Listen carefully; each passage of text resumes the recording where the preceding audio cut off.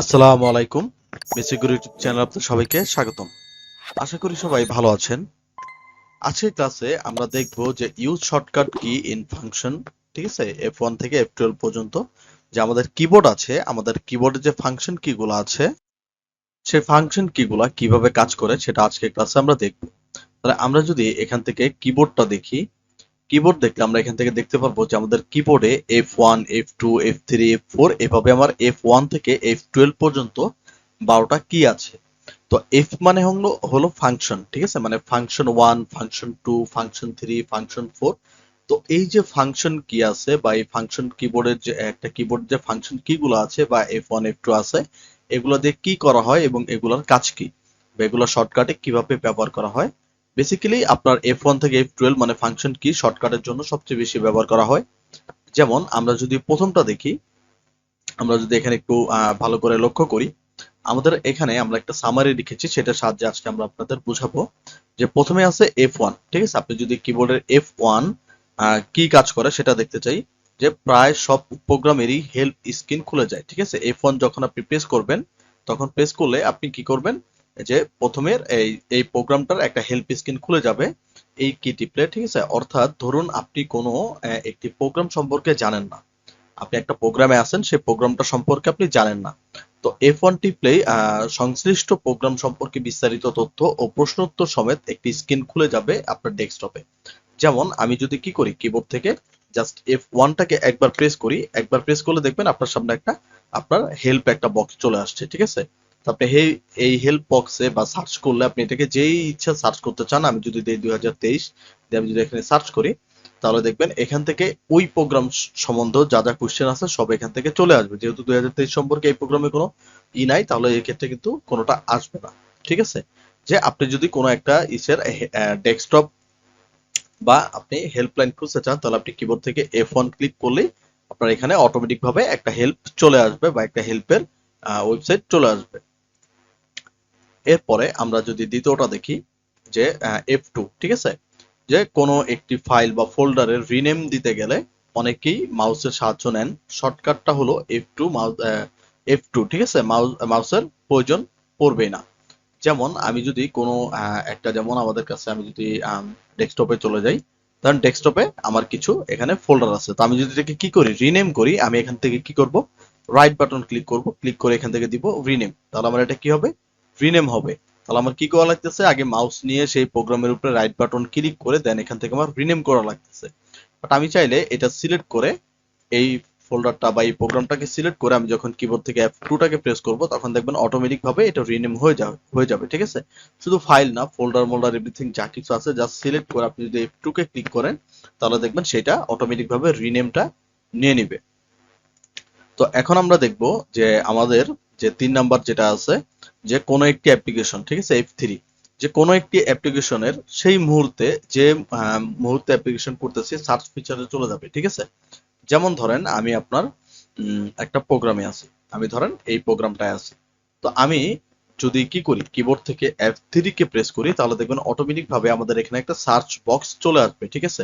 ধরেন আমি এখানে আছি, বা ধরেন আমি একটা প্রোগ্রামে চলে যাই, ঠিক আছে? আমি চলে যাই BTEB, আমি একটা ওয়েবসাইটে চলে যাই, বাংলাদেশ কারিগরি শিক্ষা বোর্ডে, ঠিক আছে? তো আমি ধরেন এখানে আমি একটা ওয়েব পেজে আছি। তো আমি যদি কিবোর্ড থেকে F3 কে প্রেস করি, তাহলে দেখবেন আমার সামনে একটা সার্চ বক্স চলে আসছে। তো এই সার্চ বক্সে আমি যা লিখবো DHJKA ঢাকা, তাহলে দেখেন এই যে আমার স্ক্রিনটা আছে, এই স্ক্রিনের মধ্যে ঢাকা লেখাটা কোথায় কোথায় আছে সেটা আমাকে হাইলাইট করে দিবে, ঠিক আছে? এই যে দেখেন ঢাকা। তো আমি যদি ধরেন এখানে লিখি বাংলাদেশ, জাস্ট ঢাকাটাকে মুছে আমি যদি লিখি BANGLADESH, তাহলে দেখেন এই বাংলাদেশ লেখাটা কোথায় কোথায় ব্যবহার করা হয়েছে বা কোথায় কোথায় লেখা হয়েছে সেটা আমাকে কি করে দিছে, এখান থেকে হাইলাইট করে দিছে। তাহলে F3 আমি যে প্রোগ্রামে থাকবো সেই প্রোগ্রামটাকে সার্চ বক্স হিসেবে আমার কাজ করতে পারি, বা আমি কোনো লেখাকে যদি খুঁজে বের করতে চাই ফাইন্ড হিসেবেও আমি এই সার্চ বক্স মানে কিবোর্ডের যে ফাংশন কি আছে বা ফর্মুলা কি আছে F3 সেটার ব্যবহার করতে পারি। এখন আমরা দেখব F4। F4 হলো উইন্ডোজ বন্ধ করার জন্য F4 দারুণ একটি শর্টকাট। অল্টার F4 টিপলে অ্যাক্টিভ উইন্ডোজ বন্ধ হয়ে যায়, ঠিক আছে? মানে আপনি যদি একটা প্রোগ্রামে থাকেন, একটা প্রোগ্রামে থাকার সময় আপনি যদি সেই ফোল্ডারটাকে ডিলিট করতে চান, মানে কাটতে চান বা ক্যান্সেল করতে চান, অল্টার F4 এ ক্লিক করলে দেখবেন সেটা আপনার কাটার জন্য অপশন চলে আসছে। যে এখন থেকে আমি যদি ডোন্ট সেভ বা ক্যান্সেল দিই তাহলে এটা কি হবে, কেটে যাবে। ডোন্ট সেভ দিলে এটা কেটে যাবে, আবার যদি ক্যান্সেল দিই এটা থেকে যাবে। ঠিক আছে, মানে কিবোর্ড থেকে অল্টার F4। অথবা আপনি যদি কিবোর্ড থেকে শাটডাউন দিতে চান, আমি যদি এখান থেকে আসি, এটা আমার ডেস্কটপ, আমি যদি কিবোর্ড থেকে অল্টার F4 প্রেস করি তাহলে দেখবেন আমাকে শাটডাউনের বক্সটা চলে আসছে। দেন এখান থেকে জাস্ট ওকে দিলে আমার কিবোর্ড যে কম্পিউটারটা আছে সেটা আমার শাটডাউন হয়ে যাবে অটোমেটিক ভাবে, আমার মাউসের প্রয়োজন পড়বে না। ঠিক আছে, তাহলে কোনো প্রোগ্রাম কাটার জন্য আমরা F4 মানে অল্টার F4 প্রেস করতে পারি, অথবা আমাদের কম্পিউটারকে শাটডাউন বা বন্ধ করার জন্য অল্টার F4 প্রেস করতে পারি। যদি আপনার ডেস্কটপে আপনার কি হয়, অল্টার F4 না আসে, তাহলে আপনি একবার রিফ্রেশ করে আপনি যদি অল্টার F4 ক্লিক করেন তাহলে সেটা চলে আসবে। এরপরে আমাদের আছে F5। ঠিক আছে, যে F5 কোনো একটি পেজ রিফ্রেশ বা রিলোড করতে গেলে খামোখা মাউস নড়াচড়ার সময় নষ্ট করে। ঠিক আছে, সেই ক্ষেত্রে যদি আপনি F5 টিপ দেন তাহলে আপনার কি হবে, অটোমেটিক ভাবে রিফ্রেশ হবে। যেমন ধরেন আমি একটা ওয়েবসাইটে আছি, ঠিক আছে, আমি একটা ওয়েবসাইটে আছি, তো আমি যদি এখান থেকে রিফ্রেশ করি তাহলে কি আমার এখানে মাউসটা নিয়ে গিয়ে সেটা রিফ্রেশ করতে হবে। বাট আমি যদি কিবোর্ড থেকে F5 প্রেস করি তাহলে দেখবেন এটা অটোমেটিক ভাবে রিফ্রেশ হয়ে যাবে। ঠিক আছে, আমি যদি কিবোর্ড থেকে আবার F5 প্রেস করি এটা দেখবেন অটোমেটিক ভাবে রিফ্রেশ হয়ে যাবে। অথবা আপনি যদি এখানে রিফ্রেশ দিতে চান তাহলে আপনি শিফট F যেটা আছে F5 সেটাকে যদি আপনি বারবার প্রেস করেন অথবা ক্লিক করে ধরে রাখেন তাহলে দেখবেন অটোমেটিক ভাবে আপনার স্ক্রিনটা রিফ্রেশ হয়ে যাবে। এরপরে আমাদের ফাংশন কি এর 6 নাম্বারটা আছে F6। এই কি টিপলে ইন্টারনেট ব্রাউজারের কার্সার সোজা চলে যাবে অ্যাড্রেস বারে। ঠিক আছে, যেমন আমি যদি এখন কোথায় আছি, একটা ওয়েবসাইটে আছি, বা আমি ধরেন ফলাফলের এই পেজে ঢুকি। এখন ধরেন এই যে উপরে আছে অ্যাড্রেস বা ইউআরএল, ঠিক আছে, এই যে ইউআরএল বা অ্যাড্রেসটা আছে, তো এইটাকে যদি আমি কি করি, কপি করতে চাই, তাহলে কি করব, মাউসটা নিয়ে গিয়ে সেই পুরোটাকে সিলেক্ট করে কন্ট্রোল সি দিব। বাট আপনি যদি কিবোর্ড থেকে F6 প্রেস করেন তাহলে দেখবেন আপনার সেই যে অ্যাড্রেসটা আছে সেটা অটোমেটিক ভাবে হাইলাইট বা সিলেক্ট হয়ে যাবে। ঠিক আছে, যখন আমি F6 ক্লিক করলাম তখন দেখবেন যে অটোমেটিক ভাবে হাইলাইট হয়ে যাবে। ঠিক আছে, আমি আবার দেখাই, আমি যদি আবার কিবোর্ড থেকে F6 প্রেস করি তাহলে দেখবেন অটোমেটিক ভাবে আপনার সেটা হাইলাইট হয়ে যাবে। এখন যদি কন্ট্রোল সি দেন তাহলে অটোমেটিক ভাবে সেটা কপি হয়ে যাবে। ঠিক আছে, তো F6 দিলে সেটা যে অ্যাড্রেস বার বা ইউআরএল আছে সেই অ্যাড্রেসটা অটোমেটিক ভাবে আপনার হাইলাইট বা সিলেকশন হয়ে যাবে। ঠিক আছে, তাহলে আমি যদি কোনো ওয়েব ব্রাউজারে থাকি সেটার অ্যাড্রেস বার যদি আমার কপি করার প্রয়োজন হয় বা সিলেক্ট করার প্রয়োজন হয় তাহলে সেই ক্ষেত্রে আমরা কিবোর্ড থেকে F6 প্রেস করলে আমার সেটা সিলেক্ট হয়ে যাবে, বা আমরা সেখান থেকে কপি করে বা পেস্ট করে সেগুলোকে নিতে পারবো। এরপরে আমাদের আছে F7।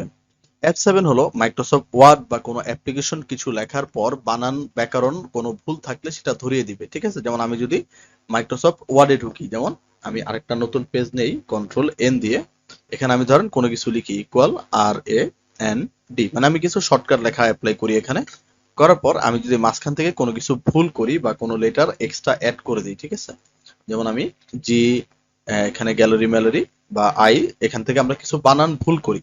ঠিক আছে, তো আমার দেখেন এখানে অনেক কিছু বানান ভুল আছে, তো আমার এই ভুল বানান যদি আমার থাকে, আমি যদি সেগুলোকে সঠিক করতে চাই তাহলে আমি কি করব, কিবোর্ড থেকে F7 প্রেস করব। ঠিক আছে, দেখেন আমি যদি কিবোর্ড থেকে F7 প্রেস করি তাহলে আমাদের সামনে আপনার স্পেলিং এবং গ্রামারের একটা বক্স চলে আসবে।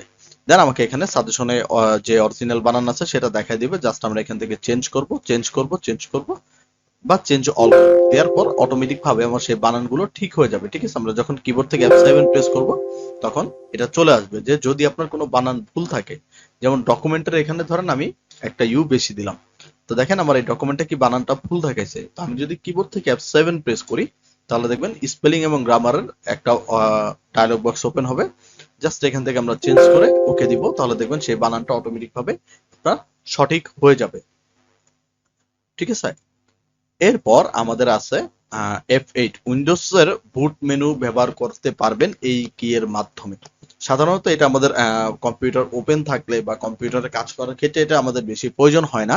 যখন আমরা কিবোর্ডের আমরা যে কম্পিউটার আছে, আমাদের কম্পিউটারে একটা বুট মেনু থাকে।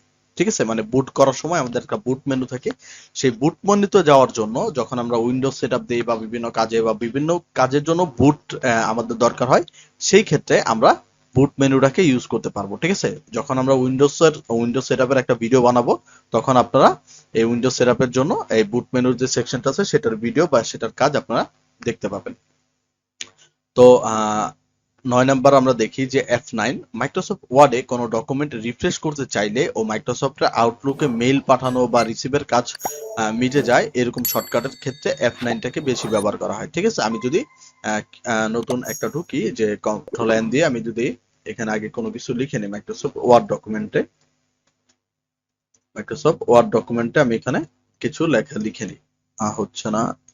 ঠিক আছে, লেখার পর আমি যদি কি করি, এখান থেকে আমাদের যে ফাংশন কি আছে F9, ঠিক আছে, আমরা যদি কিবোর্ড থেকে F9 প্রেস করি, এখান থেকে যদি আমরা প্রেস করি F9, তাহলে এটা রিফ্রেশ হয়ে যাবে। ঠিক আছে, রিফ্রেশ হওয়ার পরে যদি আমার কোনো সমস্যা থাকে সেটা আমাকে এখানে দেখায় দিবে। এবং যদি কোনো আউটলুকে, ঠিক আছে, মাইক্রোসফট আউটলুক যেটা করা হয় বা রিসিভ করা হয়, যে মাইক্রোসফট আউটলুক বলতে আমরা কি বলছি, যে মাইক্রোসফটের যে অ্যাকাউন্ট আছে আমরা জানি সেটাকে বলা হয় মাইক্রোসফট আউটলুকের অ্যাকাউন্ট। সেই মাইক্রোসফট আউটলুকে যদি আমি মেইল পাঠাতে চাই বা রিসিভের কাজ মিটে যায়, সেই ক্ষেত্রে আমরা এটাকে F9 ক্লিক করতে পারি।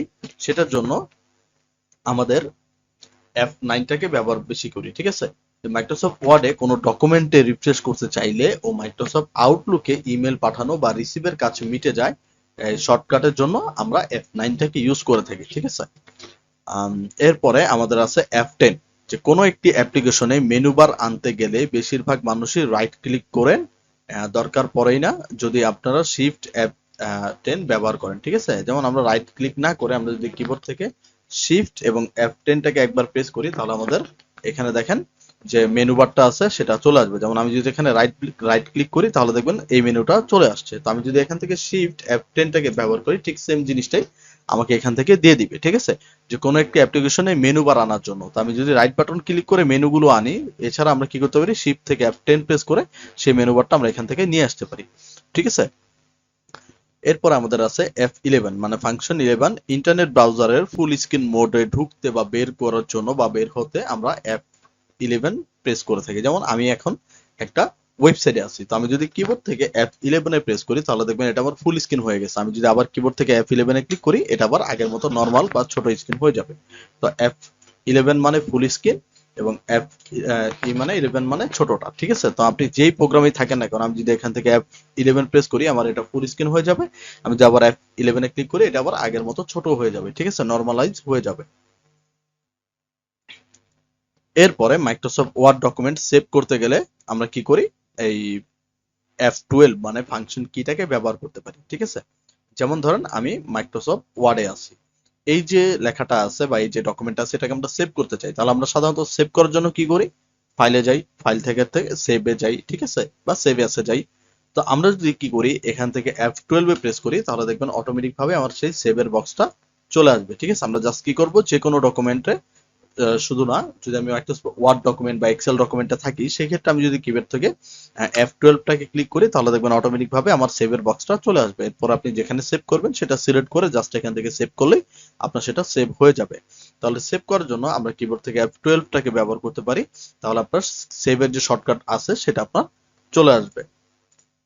তাহলে এই ছিল আমাদের ফাংশন কি এর 12টা ফাংশন। ঠিক আছে, আশা করি সবাই বুঝতে পেরেছেন। যদি ভিডিওটি ভালো লাগে চ্যানেলটিকে সাবস্ক্রাইব করে যাবেন, আপনাদের ফ্রেন্ড সার্কেলের সাথে ভিডিওটি শেয়ার করবেন।